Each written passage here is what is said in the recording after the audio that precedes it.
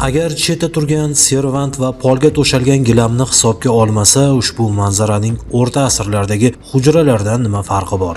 Ayrim ota-onalar ko'zingizni kattaroq oching, qayoqqa qarab ketayotganligingizni bilasizmi? Rivojlangan bugungi asrda bolalaringizni qanday joylarda o'qitmoqchisiz? Kimlarning qo'liga topshirib qo'yapsiz? Bu tarixda emas, shu kunlarda aniqlangan holat. Joriy yilning 10-mart kuni Marg'ilon shahar ichki ishlar bo'limi hamda Davlat xavfsizlik xizmati xodimlari tomonidan xavfsiz va sog'lom yurt tezkor profilaktik oyligi doirasida o'tkazilgan tadbirda mana bu shaxs o'zining Farg'ona shahar Ipak yo'li mahallasidagi yashash xonadonida hujra tashkil qilib 550 ming so'm miqdoridagi oylik to'lov evaziga 5 nafar voyaga yetmaganlarga noqonuniy diniy saboq berib kelayotganligi aniqlandi. Ushbu norasida go'daklarga eskicha usulda saboq berayotgan bu odamning o'zi tayinli bilim va diplomga ega emasligi, boshlang'ich diniy saboqni bir paytlar bobosidan o'rganganligi ma'lum bo'ldi. Hech qanday meni oliy boshqa ta'limim yo'q, madrasada yo bir boshqa joyda o'qimaganman.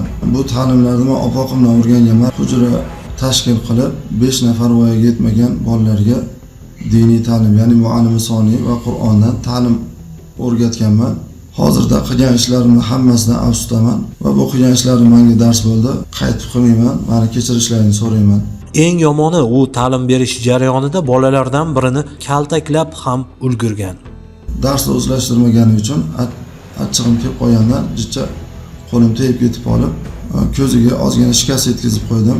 Shu o'rinda bolalardan yana biri maktab o'quvchisi hisoblanadi. Biroq uning maktabidagi mutasaddi rahbarlar va pedagoglarga ham e'tirozimiz bor. Ushbu bolakay maktabga darsga bormay, diniy ta'lim olib yurgan bo'lsa-da, uning sinf jurnalida baholari ketma-ket qo'yilib turilgan. Bunga nima deysiz? Kimni aldamoqchimiz? Bu kelajakka, kasbga, oylikka xiyonat emasmi aslida? O'quvchisi hujrada yursa-yu, o'qituvchisi bilmasa, bu loqaydlikni hech qanday bahona bilan oqlab bo'lmaydi. Mazkur holat yuzasidan yashirin hujra tashkil etgan ushbu fuqaroga nisbatan Marg'ilon shahar ichki ishlar bo'limi tomonidan Jinoyat kodeksining 229-2-moddasi, 110-moddasi 2-qismi A bandi bilan jinoyat ishi qo'zg'atildi hamda qamoq ehtiyot chorasi qo'llanildi. Bundan tashqari, noqonuniy diniy ta'lim olgan bolalarning ota-onasiga nisbatan ma'muriy javobgarlik to'g'risidagi kodeksning 47-moddasi 3-qismiga asosan ma'muriy bayonnomalar rasmiylashtirildi.